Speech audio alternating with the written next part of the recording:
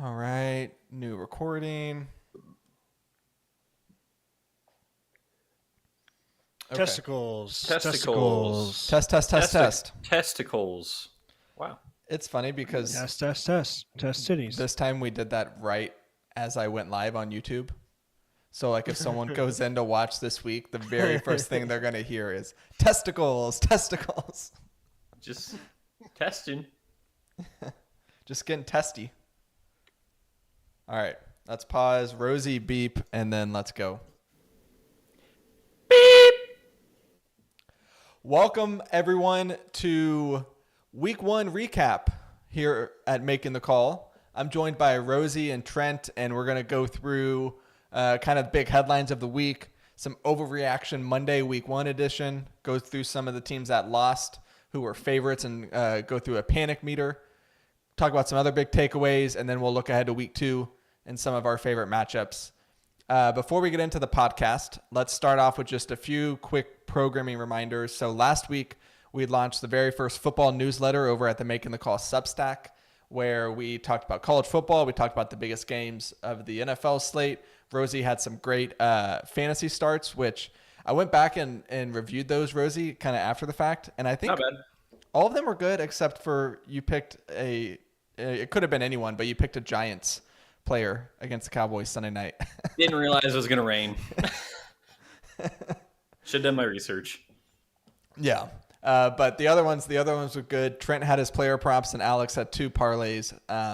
So we'll run that back this Friday. Make sure you go subscribe to the Making the Call Substack so you can get all of the future football newsletters directly in your inbox. And then also we decided, I believe last week, what our kind of season-long contest was going to be. And we said, okay, each of us are going to make one pick. It's going to be either spread, over, under, a player prop, or you could pick an underdog money line. And then we added a caveat that said if you picked an underdog money line that was plus 250 or greater, then it counted for 2. So it's a way for people who fall behind throughout the year to kind of get back into it. So we did that week 1. It was week 1. We're going to get into it kind of in a lot of ways. Was just a rough week. Bad offenses, bad results. It just was ugly. Ironically, the only pick that we made for week 1 that hit was mine, which was Cowboys Giants under 45, which Cowboys scored 40 points and the under still hit, which is crazy. But we'll keep that going throughout the season. All right, gentlemen, biggest headlines of the week. Who wants to go first? I would. Wait, so these are headlines? Could be your biggest story. It could be anything. Doesn't even have to be sports related. Good. Last week, I think it was Trent got a minivan. So, Well, I have some life news. On Thursday night, just before the game, I was out to B-Dubs picking up some wings for the game.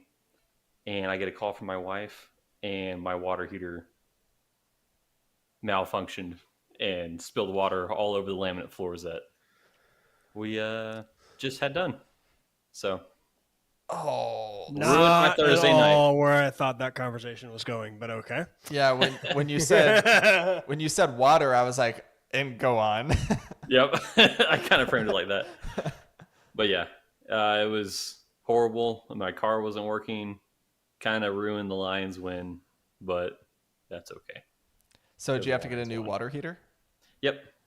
Oh. $2,000 later. Oh. And my sweet wife right now is out fixing the floors in the living room because we had to take up all the laminate.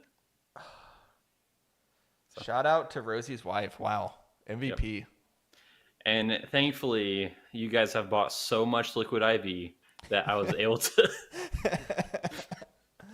Yeah, go buy Liquid IV and help us replace Rosie's floor. Use code MTC, 20% off, free shipping. You're giving to a good cause, guys. Yes. Okay, Trent, what was your big story? Hockey season's like next week.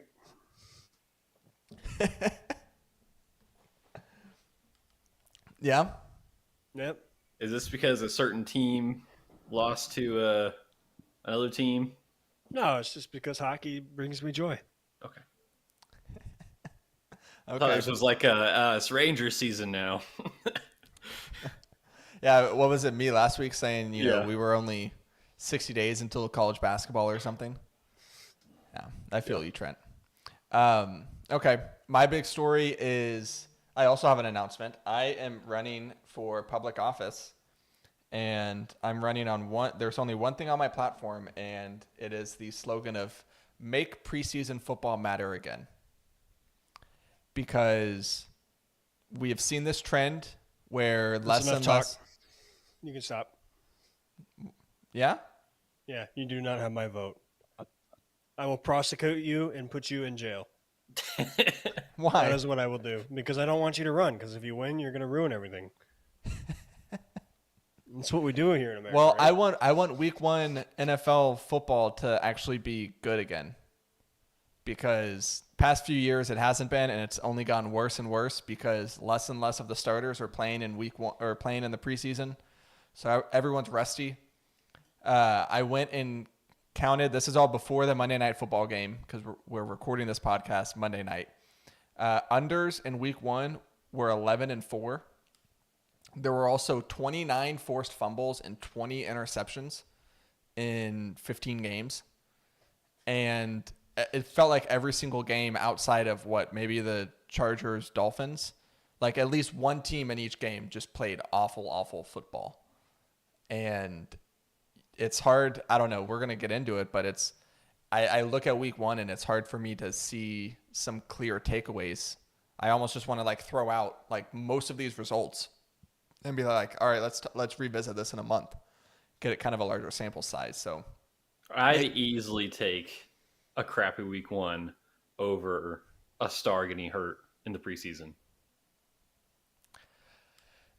I don't know. I mean, in my mind, I feel like people are going to get hurt regardless. So but if you play more games, you're more likely to get hurt. Yeah, I'm with Rosie on this one, Andrew. Sorry. But can we get at least one preseason game where majority of the starters play? No. I feel like this is just what happens though. We haven't had this new preseason way of doing things that long. I think there's just a lot of variance from year to year, and this year's week 1 sucked. So okay, well, you can vote for me or not vote for me, but that's what I'm running on. All right, let's get into some week 1 reactions. Trent, you wanted to start with panic meter. So give us kind of how you came up with these teams, and let's run through it. So these teams are teams that were favorites and ended up losing. I did not include the Chargers because they only lost by 2 and they looked fine. But the 5 teams I have are the Vikings, Bengals, Seahawks, the Bears, and how can you panic if there was no hope for them in the first place? Oh my gosh, I just wanted to mention it. And the Chiefs. So I guess we could start with the Chiefs, I guess. Are we panicking about the Chiefs? Or is No. this just yeah, no, not either. Anyway. So the panic meter on the Chiefs, we want to do a 0 to 5 or 0 to 10 or what? Let's 0 to 5. All right, 0 to 5. So our panic meter for the Chiefs is 0. Okay, I'm going 1 because if they can't find a wide receiver to throw to, they're gonna run into some issues. You have to sure think as heck that- ain't Kadarius Toney. Okay, so Kelsey will be back next week. Yeah, And you have to think that Kadarius Toney and Sky Moore have to be better than what they were in week 1 because Kadarius Toney, they do the EPA per play, and he was a minus 2.5 or something. So the way the math works is Patrick Mahomes throwing the ball to Kadarius Toney 3 times was equal to the Detroit Lions scoring a touchdown. Well, they did score a touchdown off of one. I know. That checks out. So I put him at a 0. Could I make a comment about that game? that was I don't think there's sooner or a- later. Yeah, let's just get it over with now. I mean, I'm buying Sky Moore right now. I don't know about y'all. He might not have had the best game, but I think the Lions specifically have elite safeties and that play the slot really well. So I'm not going to put it all on Sky Moore. And when Sky Moore was targeted, it was off target because Mahomes had to run around the whole game because Hutchinson was destroying the line. So I still think that there is hope for the Chiefs wide receivers. I think the Lions defense is a lot better than people were going to give it credit for. Yeah, I think also removing Kelsey from the equation, like you take him out and then suddenly Kadarius Toney is your wide receiver 1 and Sky Moore is your wide receiver 2. Whereas if you have Kelsey, Kelsey's probably your wide receiver 1 and 2, and everyone else kind of slots in behind him. So I like the take of buying Sky Moore because let's just say, I mean, Sky Moore, you'd probably have to mention a dozen wide receivers who were more disappointing week 1 before you get to Sky Moore because there were just people were laying eggs across the board. So I wouldn't worry about it. All right, who's so we talked about the Chiefs. Who's next? We can go to the noon games on Sunday. We got the Cincinnati Bengals. I saw it go green for a second. I know, I saw did the too. green screen. All right, let me stop recording. Jeez, we gotta figure out how to fix that. Okay, hold on. Y'all don't leave Zencaster yet. It says 99% recorded for both of you. Whoops. Did you leave? Okay, they're good. Whew. So Trent, you can leave and then come back.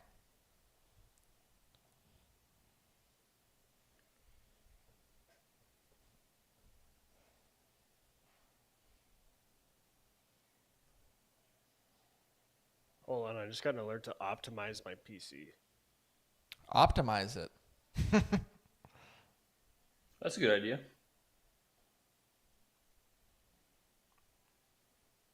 Is that Brees Hall? Yeah. I don't know how long it's going to take. That's fine if it fixes the problem.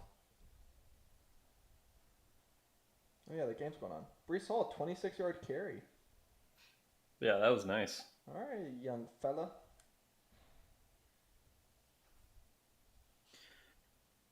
I need Josh Allen and Alan Lazard to get me 20 points. Josh Allen and Alan Lazard. Yep. That's doable. Yeah. I sure hope so.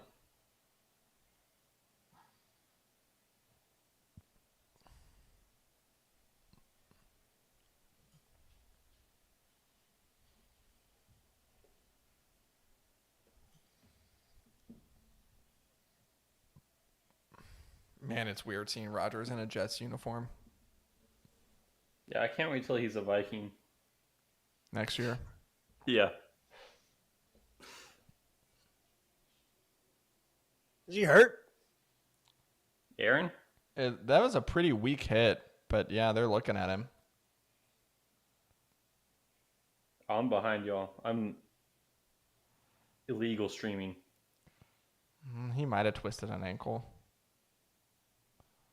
I mean, he saw the hit coming. He is like 40. They're helping him off the field. I mean, he's walking, but he's got a trainer under each arm. Zach Man, Wilson I'm in the game. Oh, no. I saw a tweet. How's the PC optimization going?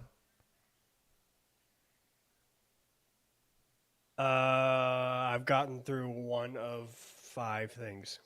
Okay. I saw this thing, and it was Zach Wilson. So Kenny Pickett's played 14 games as a starter, and it was Zach Wilson's first 14 games as a starter versus Kenny Pickett, and they're like exactly the same. Just thought it was interesting. Oh, I just got to the hit, I think. I don't know, he's just standing there.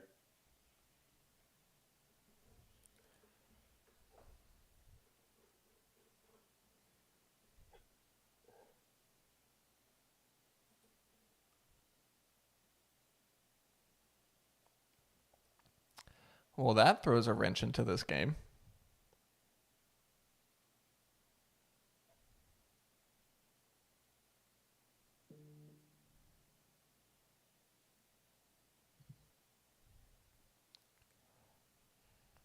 Yeah, that didn't look like anything at all.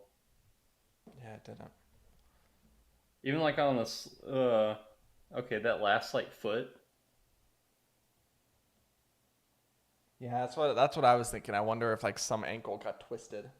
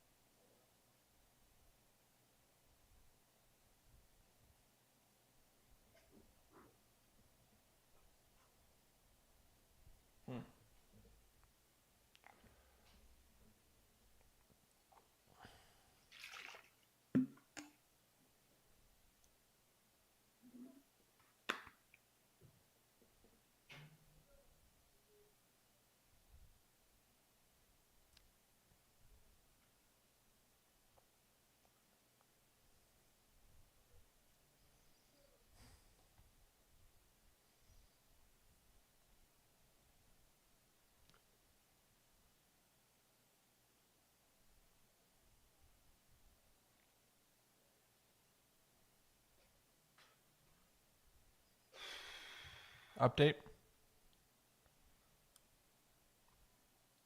I am analyzing my hard drive. Okay.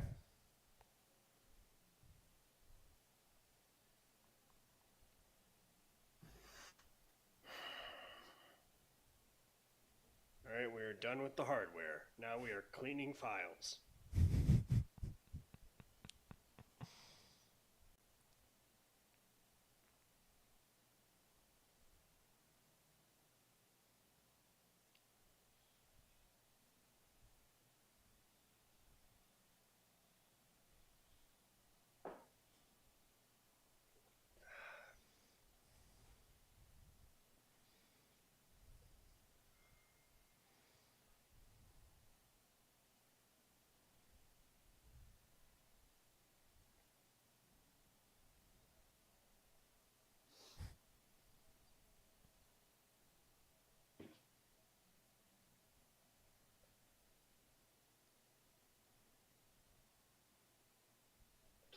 We have cleaned the files. Now we are tuning performance. Is there anything after tuning? Optimize the network. Okay.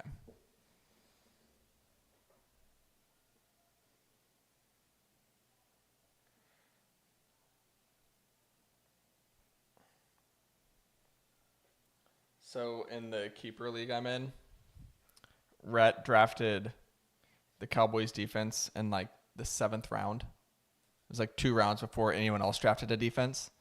And during the draft, everyone was like, "Oh man, we're already taking defenses." Like we all kind of like dogged on him. And then he had like Joe Burrow get him 3 points. He had Javonte Williams didn't do a lot. DJ Moore didn't do a lot. Like he had some duds. And then he got 38 points from the Cowboys defense. And now he's neck and neck. And he's projected to lose by 2 points. He needs James Cook to not be outscored by Garrett Wilson by more than 2 points, and he'll win. Because the Cowboys defense scored 38 points. So like last night MVP. as the game was going on, he was just in the chat like, "Don't take a defense in the 7th round," they said. Oh man. All right, we are done. All right, so leave Zencaster, come back, and then let's see.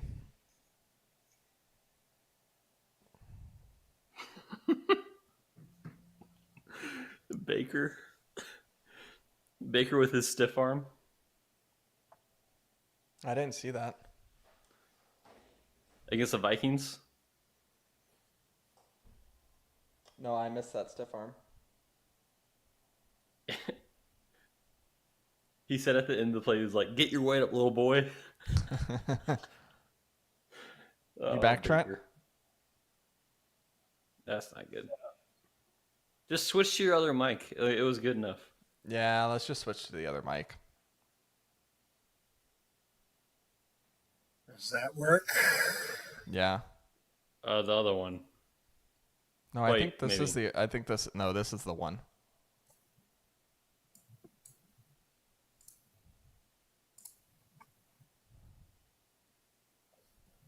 Yeah. Okay. All right, we'll just do this one. All right, so we'll just start. So I'll new recording. You'll have to go back into Zencaster, and then whenever I count down, Trent, just start from me asking who's the next team on the panic meter. I don't remember where. We had just done the Chiefs. Okay, so it's the Bears. Yeah. All right. So I'm gonna start a new recording.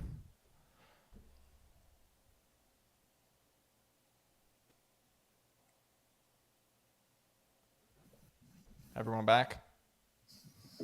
Okay. 3, 2, 1. Our next team I have on this list, or no, we'll go with the noon games first. We'll do it in like chronological order, whatever you want to call it. Cincinnati Bengals, 1-5. Where are we? How are we feeling? What the heck happened? Well, rain happened, so. Okay. And it was raining for both teams, though. Yeah, both teams were on the field. That's kind of where I'm getting at too. This is the point that I want to get to. I think you need an elite pass rusher to be a really good team in the NFL. And maybe that hasn't been true in the past, but I think this year it will be. Because, like, you see the teams that won, and, like, Myles Garrett destroyed that game. Like, he single-handedly won that game for them. And you look at, like, the Niners, Nick Bosa destroyed. Micah Parsons destroyed the Giants. Even a guy like Max Crosby and Aiden Hutchinson. Aaron Donald had a Geno Smith saying, "Oh crap, about to get." So I think you need like an elite pass rusher, and I don't think the Bengals have that. So I still think they'll be good, but I'm at like a 1. It's still a 0 for me. They did this last year. They started slow. I mean, last year they started 0-2. I remember they lost to the Cowboys week 2, and everyone was panicking about the Bengals. And then I heard a stat this morning that said after they started 0-2, including the playoffs up until when they lost in the NFC or in the AFC Championship, they went 14-2. So this is kind of the Joe Burrow Bengals. They start slow and then they pick it up. So if we're in week 4 and they're still looking rough, then my panic meter is going to go up. But right now, division opponent in the rain, I mean, it's Joe Burrow and the Bengals. I'm not worried about it. I'm going with a 2 because it is a division opponent, and that's a game you can't get back. Fair. As far as standings go. So I'm going with a 2. They didn't score a touchdown. Joe Burrow had like 70 passing yards. Yeah, and you're telling me it's 0? I don't believe you. It's at least a 1. Maybe a 0.5 that rounds up to a 1. Okay, fine. I'll allow it. Yeah. All right, next team. The other noon game, team that lost, the Minnesota Vikings. How are we feeling? No, Trent, how are you feeling? Yeah. I will go last. You'll go last. Okay. Um, Well, part of my dream predictions, this was one of them, that the Bucks would upset the Vikings. I had a dream that 3 teams upset the favorites. Um, I mean, if I were the Vikings, I'd be really worried. Baker stunk. At least the first half, and they still couldn't do much. And it's not like the Bucks defense is all that great either. I think Like- the Bucks defense is better than you think. Like they're not top 10, but they've still got playmakers. I'll believe it when who Vita- what playmakers do they have? Vita Vea. He can wreck the line of scrimmage. That dude's Okay, a I thought you were talking monster. about the Vikings. No. You said the Tampa Bay defense isn't very good. I mean, it's fine. I don't probably like just below middle of the pack. So what's your panic meter at? Like a 4 or 5. So what's a 5 in this scenario? Is 5 like season's over? Pretty Yeah. much, yeah. Okay.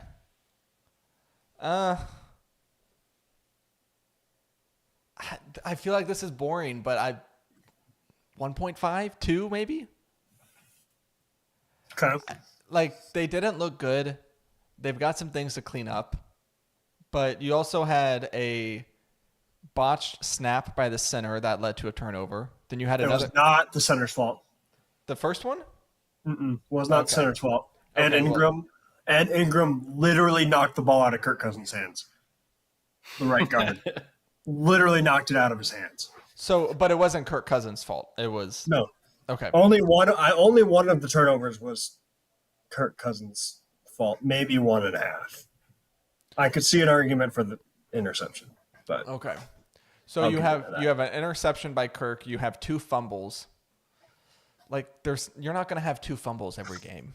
Like some of these things are abnormal. I mean, I read off those stats at the beginning. Like there were 29 forced fumbles across all the games on Sunday.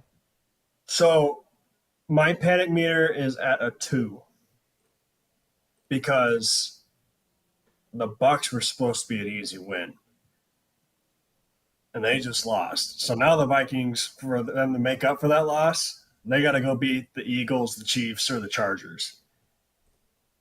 That's not going to be easy, although the Eagles did look very beatable this week. And they get them on Thursday night, so who knows? But let me ask you this.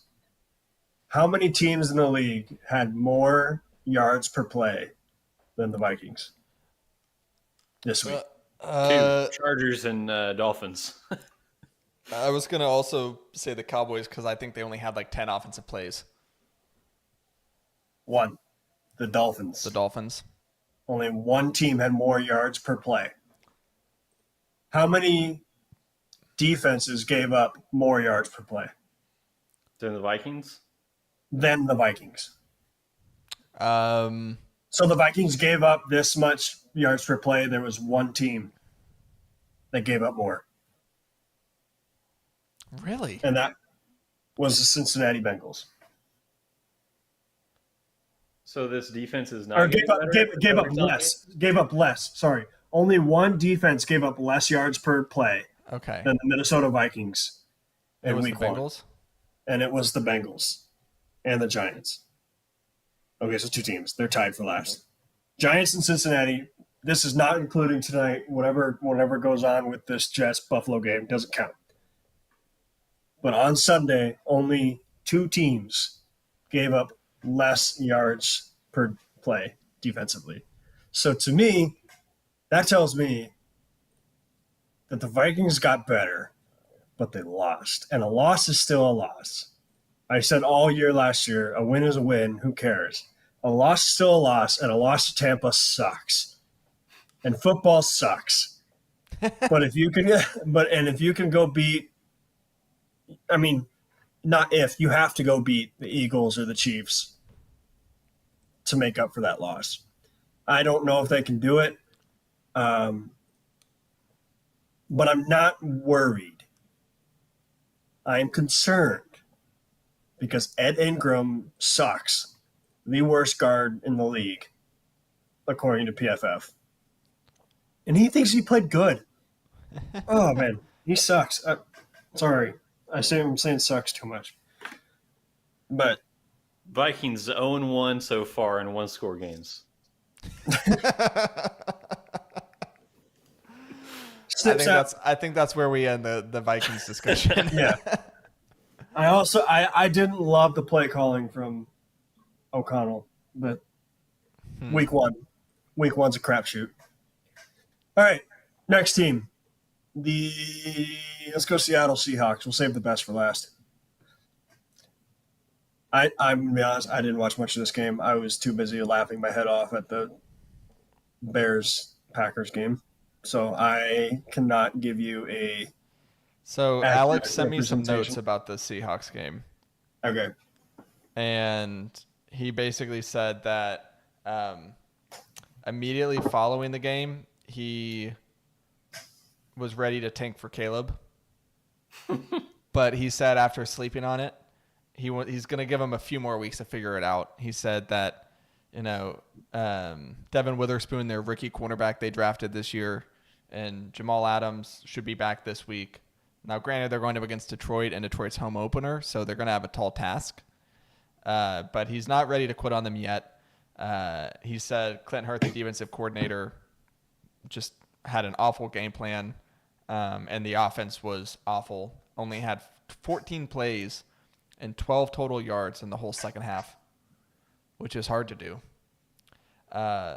This game was interesting because, like, I was watching Red Zone, and I saw quite a few plays, like, in the first half. Like, I saw, like, the DK Metcalf touchdown and, like, some other big plays, and I was like, okay, like, Seattle seems to, be handling this game pretty well. They should win.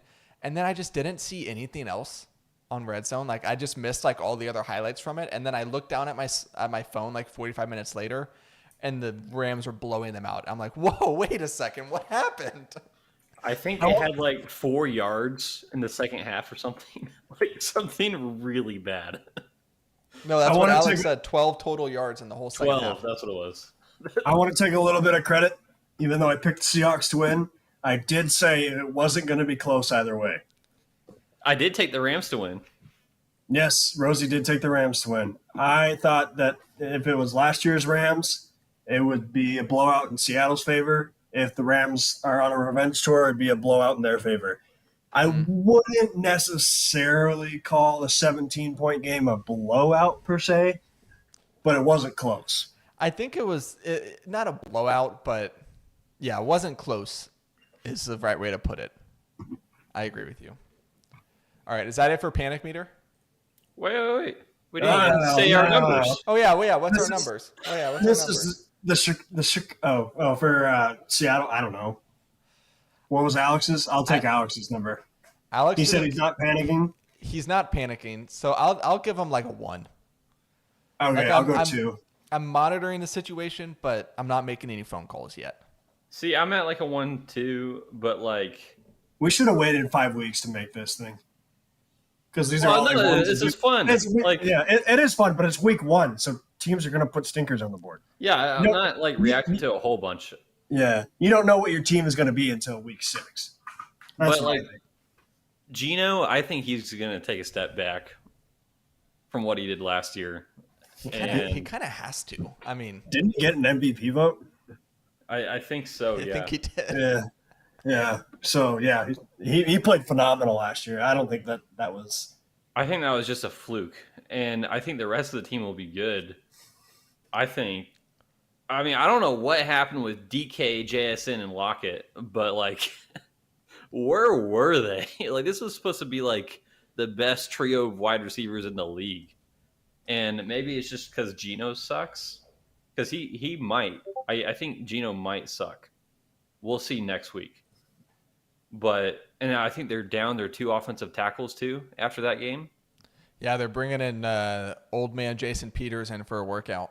It's like That's 41 not years a good old. sign then. Yeah. If they had their tackles, I would expect them to bounce back. But if they're missing both of their tackles, I mean, I'd be at like a 5. Yeah, Wow. it was a weird game. Like I'm looking at Gino's passing chart from the game, and he only had 3 pass attempts. No, I'm sorry. He had 5 pass attempts that were further than like 7 yards beyond the line of scrimmage. One was a touchdown to Metcalf. He had another like 20-yard completion. Then he had 3 incompletions. Like you look at it, it's everything was like 5 yards, like 5 yards from the line of scrimmage or shorter. Like you have Lockett, Metcalf, and JSN. That can't be your offense. Yeah. Like you've got to stretch the field. That's unacceptable. Against the You want Rams, to talk no about names. bad offenses?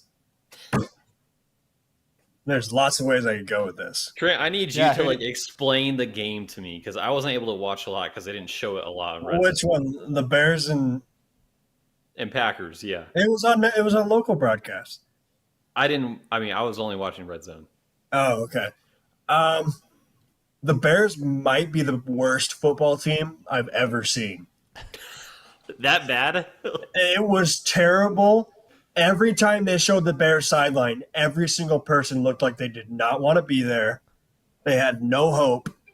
And Justin Fields takes 15 seconds to get rid of the ball, and he gets sacked all the time. He can't make a quick pass to the sideline. He had like 7 incompletions where the wide receiver was behind the line of scrimmage. Yeah, half of those were to Chase Claypool. Okay, well, if he's throwing it 10 feet over his head, it doesn't matter who it is. No, I saw he- two. okay. I saw 2 of them. Nicole Komet too. That dude's a freaking giant. So none of that. I don't need any more of this. Oh, he's throwing to Chase Claypool. He sucks. He is the worst quarterback to ever play the game of football. Listen, we had Tannehill play this week. Yeah. Okay, I did pose this comment. I said, of the quarterbacks that started week 1, who would you rather have over Justin Fields? And I think we came up with this. Everyone except Ritter, Tannehill, Dobbs, and there was a 4th one. Ritter, Tannehill, well, okay, is this my list or? No, we kind of sort of had a consensus, but not really. It's a really obvious one, and I don't know why I'm missing it. Baker? Jimmy G. No, Derek Carr. No, Because Derek Carr looked really bad. He didn't look that. he was fine. Yeah, he was okay. He made some pretty bad throws. But again, week 1, like, I think to me that game against the Packers, my bigger takeaway was I think the Packers are good. Like I think they're a playoff team probably. Jordan Love looked good, which really really stinks, but he did. He looked as good as Aaron Rodgers did last year. I'm not going to say that's a whole lot. I would agree. CJ Stroud. That was the 4th one. No, well he's a rookie. Well, it doesn't matter. He went to Ohio State. Yeah, hey, your bet of take the under on passing yards for the Ohio State quarterbacks was 0-2. Yeah, because fluky garbage time because Justin of Fields. this and that, and yeah, well, he still went over, so suck it. All right, whatever. He still lost. All right, overreaction Monday. I'll go first. Okay. The Bears are getting the first overall pick again. Because they own the Panthers first, and the Panthers are going to be the worst team? Sure, whatever makes you sleep at night, buddy. I kid you not. I was laughing that entire game. Every throw he made, he didn't make a single accurate throw. Everything like the receiver had to reach back, jump, dive, whatever. And every time they zoomed in on a Chicago Bear player face, they looked defeated. They're like, "This is our quarterback. He sucks. Help us." I Somehow. wish I could like confirm what you're saying Because he went like 24 of 37. That's not that bad. It was bad. It was not a good game. 9 attempts for 59 yards. I will say if that's now His fumble, it was not a good fumble was horrific.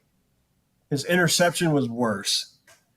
He just makes dumb plays with the ball, and you could tell. And the announcers spent I don't remember if it was the second quarter or the third quarter. They spent like 5 minutes just being like, "What are the Bears doing?"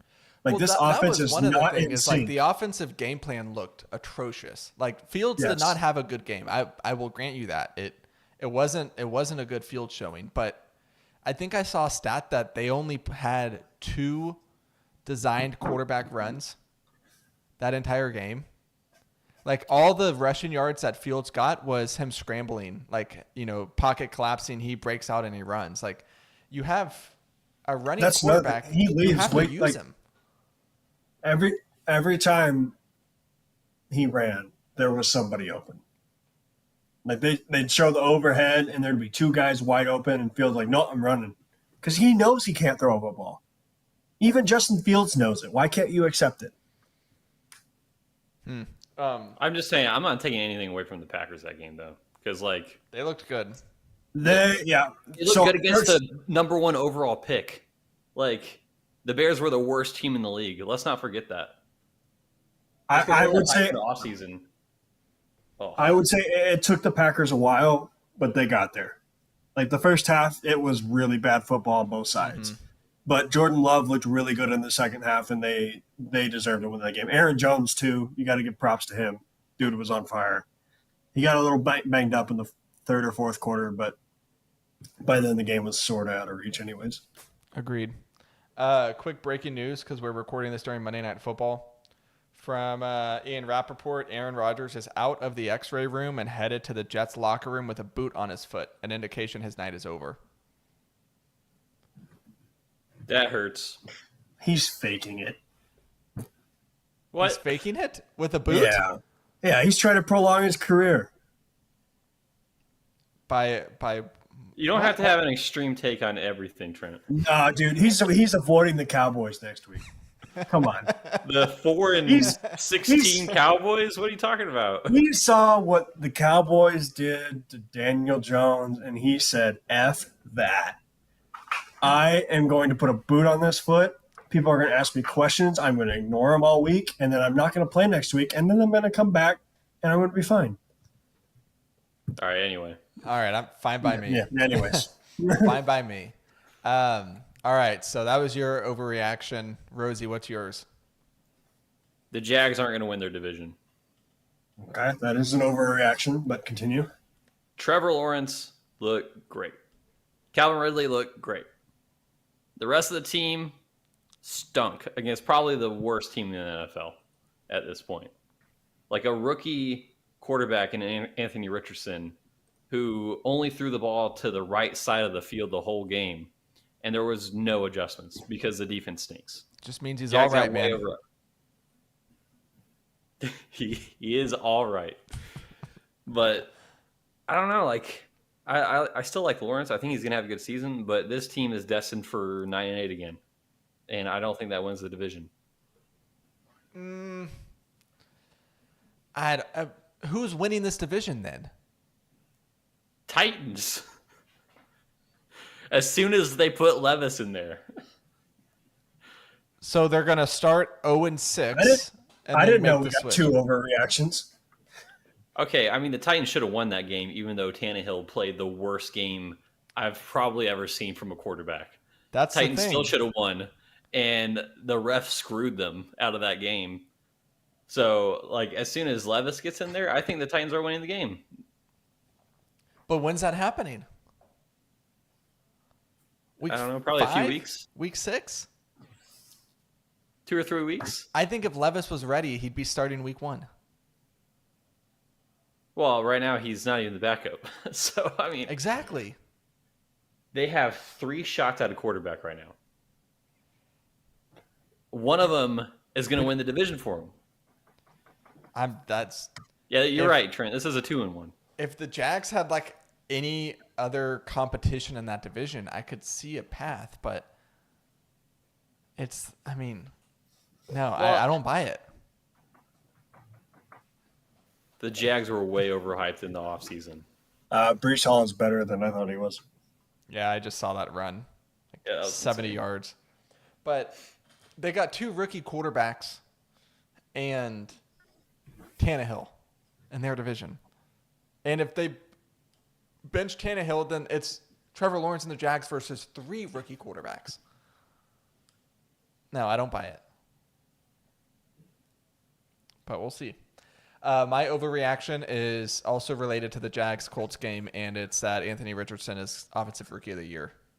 We can just wrap up the competition because he wasn't perfect, but he looked – it was a pretty impressive debut. He obviously made some mistakes. He had that interception late in the game. There was like 5 minutes left. They were down by 3, or down by a score or something with a chance to win.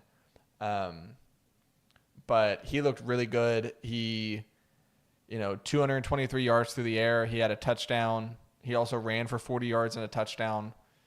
I know he didn't throw to the right side, but easily the best rookie quarterback performance of week 1. I don't even think it's close. Quarterback, yes, I would agree. Yeah. I want to wait and see what the Puka Nakua. Is that his name? Yes. Yeah. That guy was electric this weekend. But I would he was agree. incredible. Anthony Richardson did everything you could ask for of a rookie quarterback in his first game. Yeah. I mean, he didn't look fantastic by any means, but he looked good. Like it looked very promising.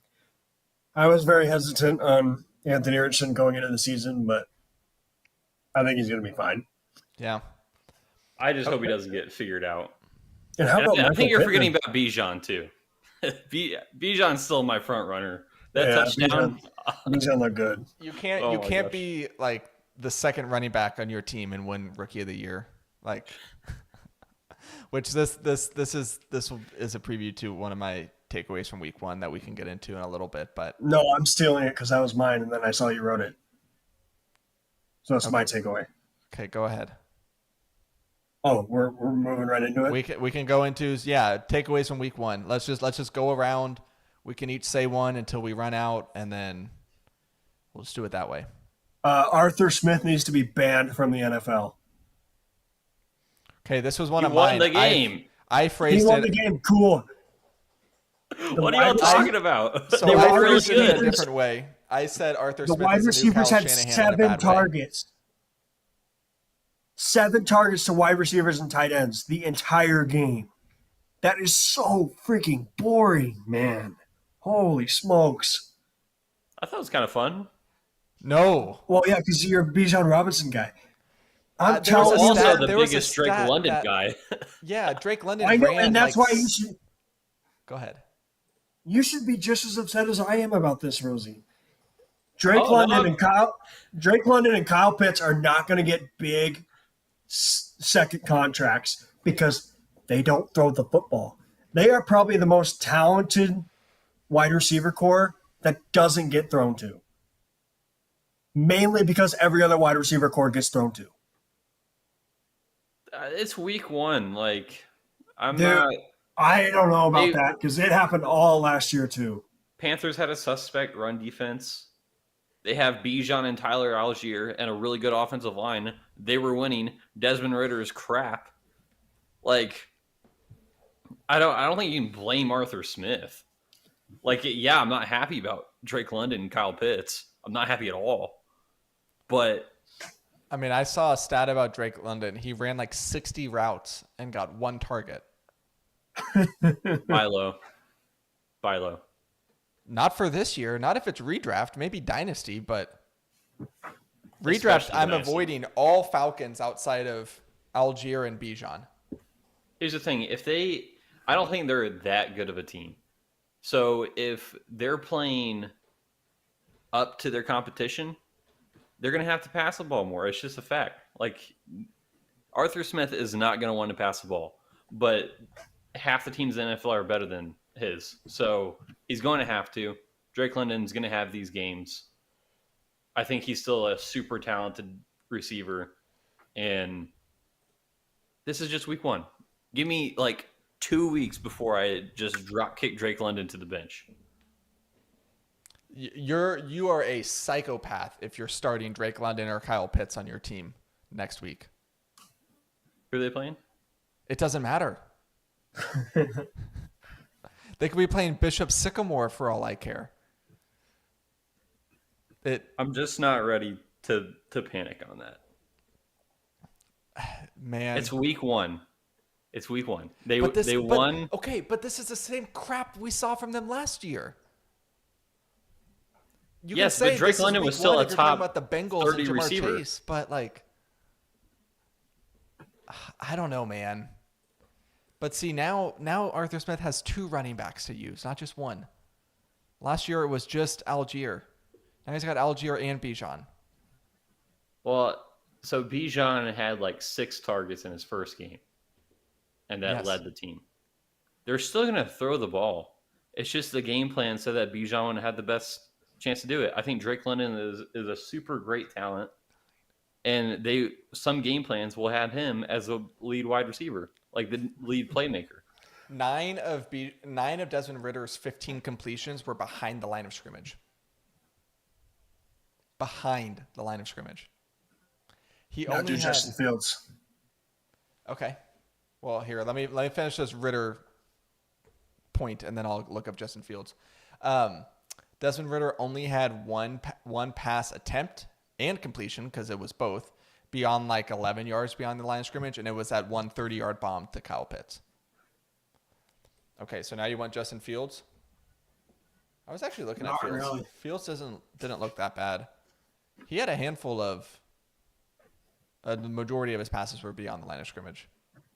Okay. They weren't very deep, but yeah. Yeah, Arthur Smith is a plague, and he needs to be dealt with. I agree with you. It's not fun.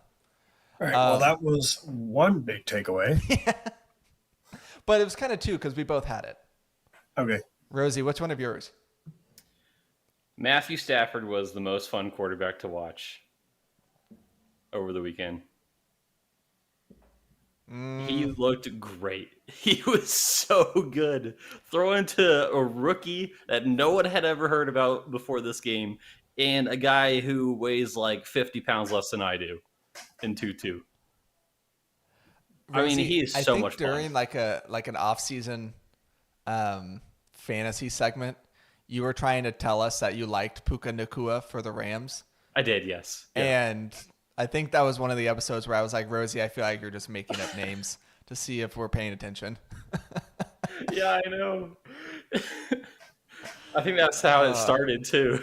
I think it started with Puka Nacua. Yeah, no, he's an actual player, and he's really good. Yeah. But yeah, I think Stafford. Honestly, the Lions would be my favorite in the NFC if they had Stafford. I think Stafford is that good. But if they had Stafford, they wouldn't have all the pieces they have acquired. Right. So now you trade your future 2 firsts for him again. And Goff. Oh man, he did look really good. I will say, I think I had the most fun watching Daniel Jones play quarterback, but that's just me. I bet you did.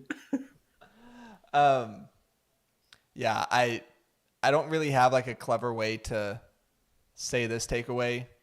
Just holy crap, the Cowboys defense against the Giants was unbelievable.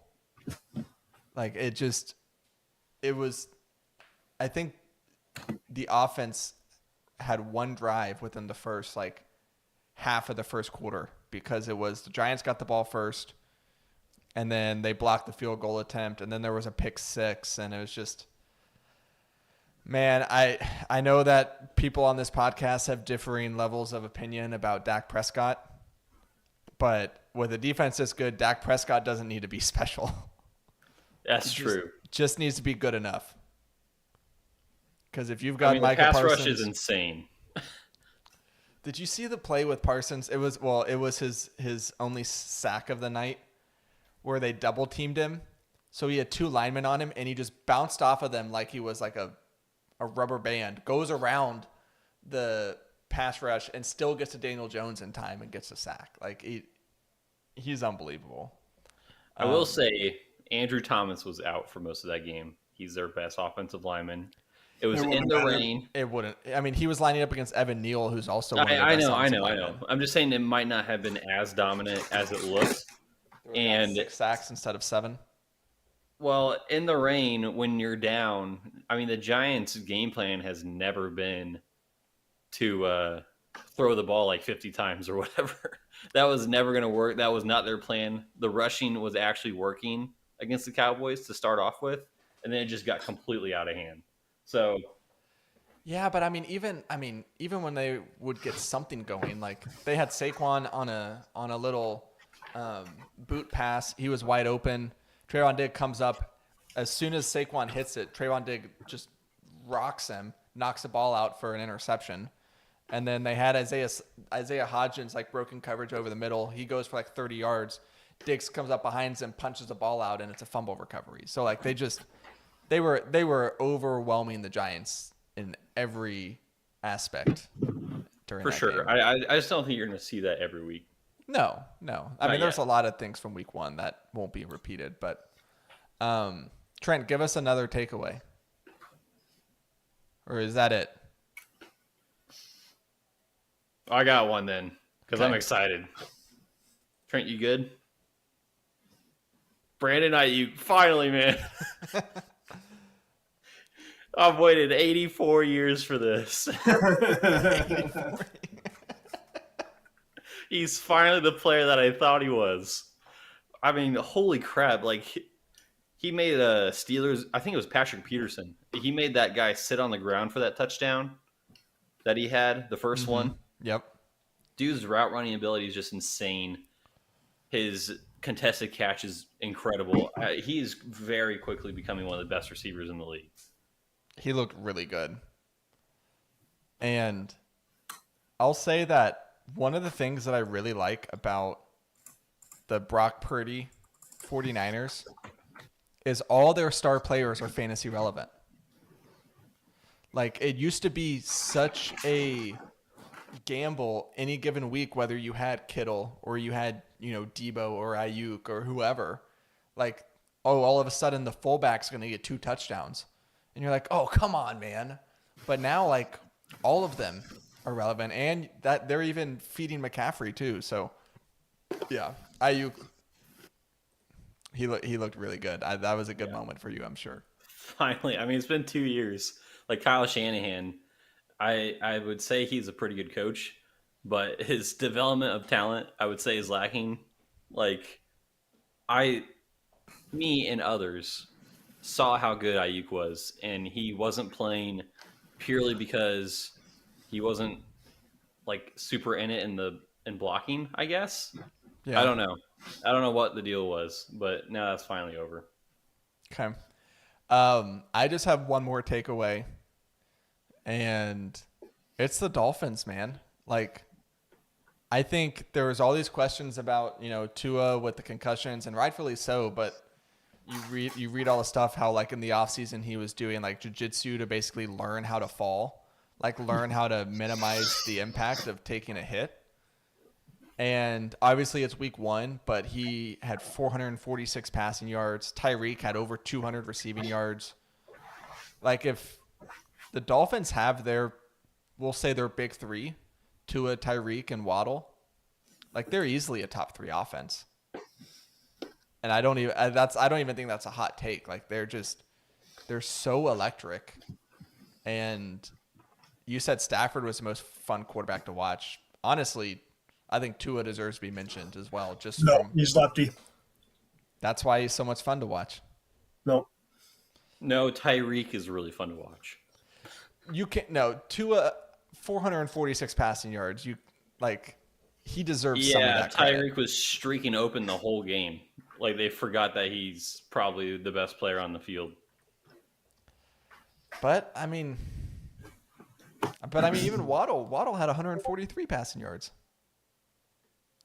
Dang. That's more than Baker Mayfield had. He had 143 passing yards. Or receiving yards. Oh wait, no, sorry, that's week 16. NFL Next Gen stats is all messed up, but I don't know. I think Tua deserves some recognition because 446 passing yards is hard to do. You don't see I that saw very him often. throw a Hail Mary, and it went maybe 40 yards. He had some nice throws in the game, though. He's never going to have the arm of Josh Allen, but if you just throw it as soon as you snap the ball, Tyreek's going to be down there somewhere. Yeah, F it. Yeah. All right, before we get to looking to week 2, let's take a few minutes, tell you about our friends over at Liquid IV. Rosie mentioned them previously. Let's give Rosie some new floors. Let's do that by going and trying out the best hydration on the market, Liquid IV. You can even try their new something right now. Oh, what flavor? Acai berry. Hey. I love it. It's so good. It's delicious. Go try. You can try the acai berry. You can try the sugar-free lemon lime. If you got kids, go try their new kids line over at Liquid IV for the hydration multipliers. It's just so good. You can go use code MTC for 20% off at liquidiv.com. And that's 20% off anything you order when you shop Better Hydration today using promo code MTC at liquidiv.com. All right, week 2. I wanted each of us to come with just the matchup as you look to the week 2 slate that you're just most excited for. You're like, this is the game I've got circled. I'm scheduling my weekend around it. I want to make sure that I'm sitting in front of my TV for 3 hours to watch this. So, Rosie, you can start us off. What's the game on your mind? My game is Ravens-Bengals at 12 o'clock Central Time. I have a lot of questions about both teams after week 1. I don't think the Ravens look particularly good. And now without J.K. Dobbins, and I think their center and Ronnie Stanley got hurt in this game. Like, they could be a bad offense. And then, obviously, with Joe Burrow, we'll see if he can have a comeback from week 1. So, I'm looking forward to that game. It is in Cincinnati, so Bengals home opener. And that is going to be a fun game because Bengals starting the year with back-to-back division matchups. And Ravens and Bengals, I feel like every team in that division always plays each other extremely well. And there's a chance Bengals could be 0-2, and then conversations really start to be had. But, yeah, it's going to be a fun game. So the line is Cincinnati minus 3.5. And the over-under is 46.5. What do you like on for that matchup? I would say. Wait, you say 6.5 for the line? No, 3.5. 3.5. In favor of the Bengals? In favor of the Bengals. So they get the home field discount. Yeah. Which I heard something the other day that apparently Vegas now only gives you 1.5 if you're at home. It's no longer 3. So okay. Like in your imagination. What? Oh, so like they actually did that? So if you're home, you get Vegas automatically gives you like a certain number of points. Oh, that's a real thing? I thought it was just like, It used to be 3, but now, like with lack of home field advantage that we've seen in the last few years, they've moved it down to 1.5. So this is basically saying neutral field, Bengals would be favored by 2. Okay. Yeah, I'd probably take the Bengals, especially with all those injuries to the Ravens. And Zay Jones looked good for sure. He looked really good. I'm not sure if he's going to have like a great Or no, season? Zay Flowers, not Zay Jones. Flowers? Oh, did I say Flowers. Zay Jones? Yeah. Oh, my bad. Zay Jones is Flowers. a player too. Mm-hmm. Yeah, I mean, he had a good game On the too. Jags. Yeah. Yeah. I'll probably take the Bengals to cover. To cover the 3.5. Okay. Over under 46.5. Under. I think this might be a defensive game. Trent, what do you think? Bengals minus 3.5. I'm going with the Bengals to cover as well, and I will take the under. I think so as well. I think the Bengals are super upset. I mean, you saw what Jamar Chase said about We the lost to L's. some elves. Yeah, he's ticked off. He's gonna have a big week too. I was really upset because in our guillotine league, it looked like Jamar Chase and Joe Burrow were going to be on the waivers block. week 1, on the block week 1, but Didn't happen. Yeah. didn't happen. And I need it because I have Cooper Kupp, so I had KJ Osborne in there. Anyways, yeah, I think the Bengals first game at home. They started in Cleveland. They'll be all right. Yeah. I think let's make it a clean sweep. I think I'll go Bengals to cover and under.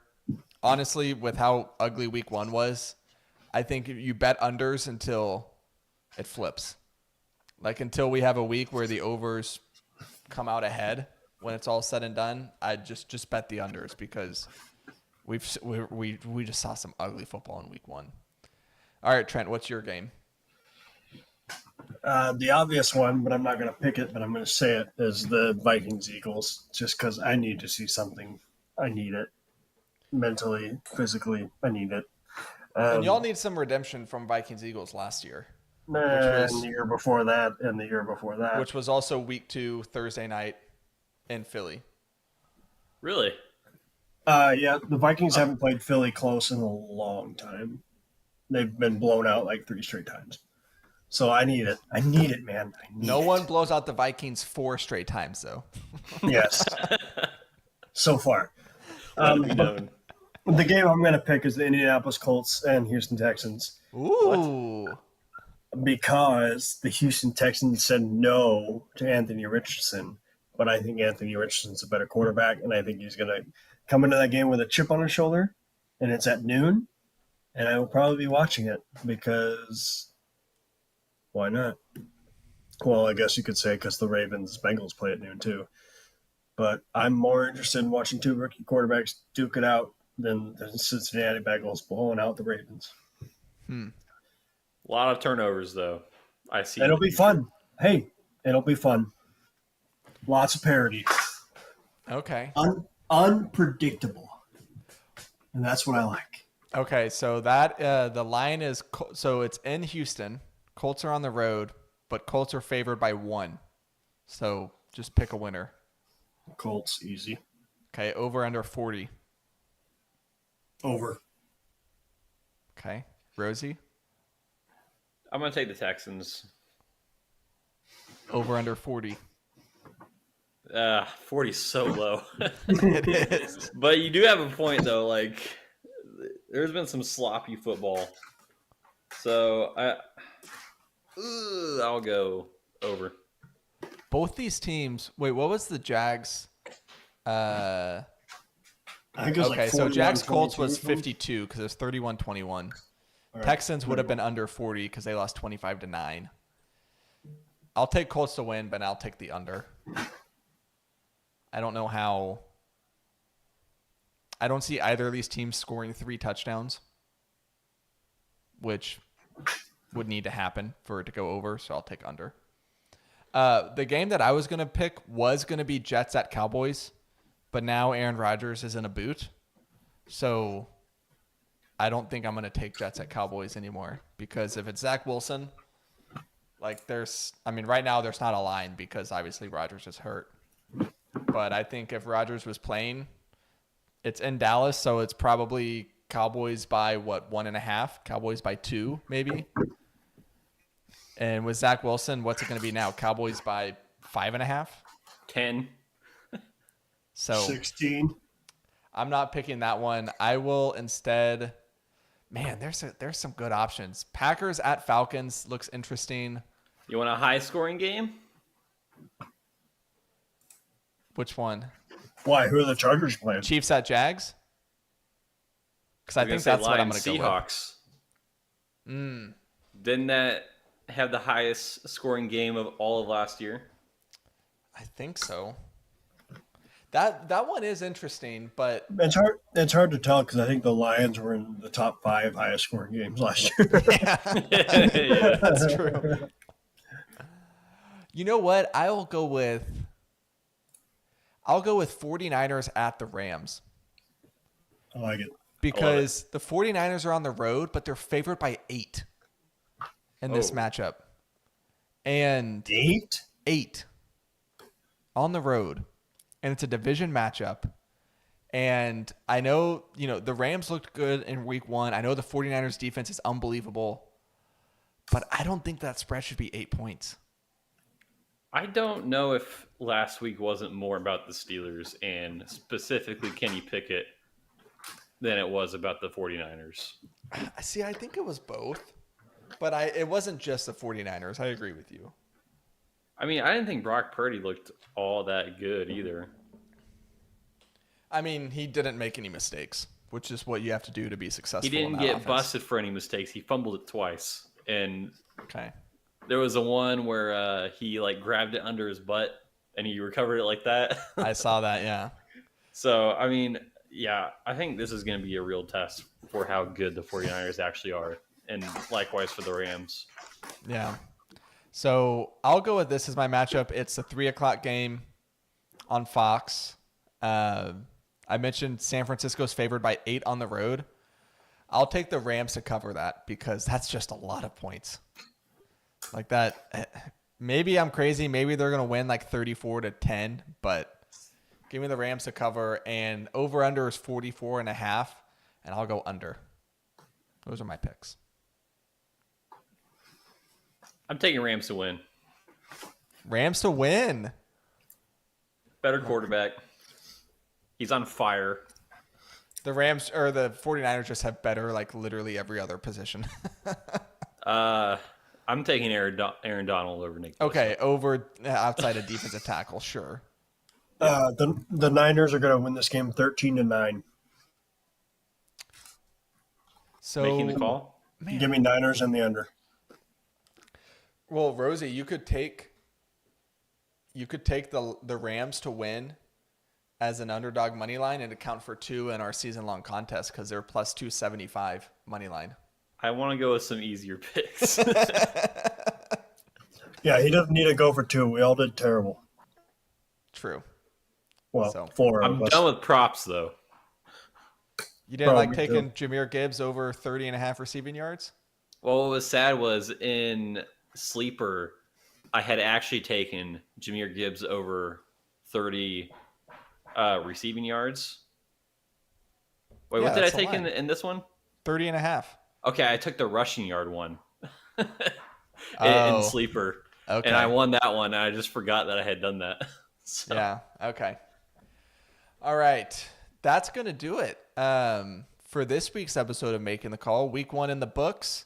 Make sure you subscribe to the Making the Call Substack so you can get our Week 2 football newsletter coming out this Friday. Should be a lot of good nuggets in there. And then also make sure you subscribe to the Making the Call YouTube so you can watch this very podcast and all other podcasts live every Monday night at 7 p.m., roughly 7 p.m.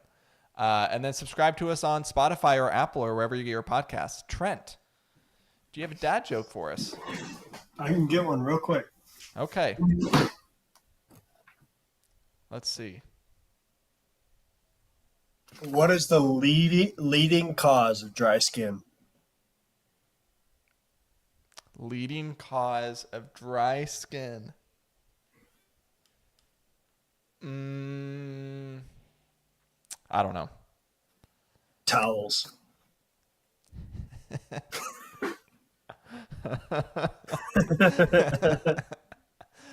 That's like that one. incredible. I like that one. That's a really good one. That is a good one. All right. That's going to do it for the podcast. I hope everyone has a fantastic rest of the week, and we will see you next time. I think that pod was exactly an hour. So good job, guys. We should go a little longer next time. What did we miss?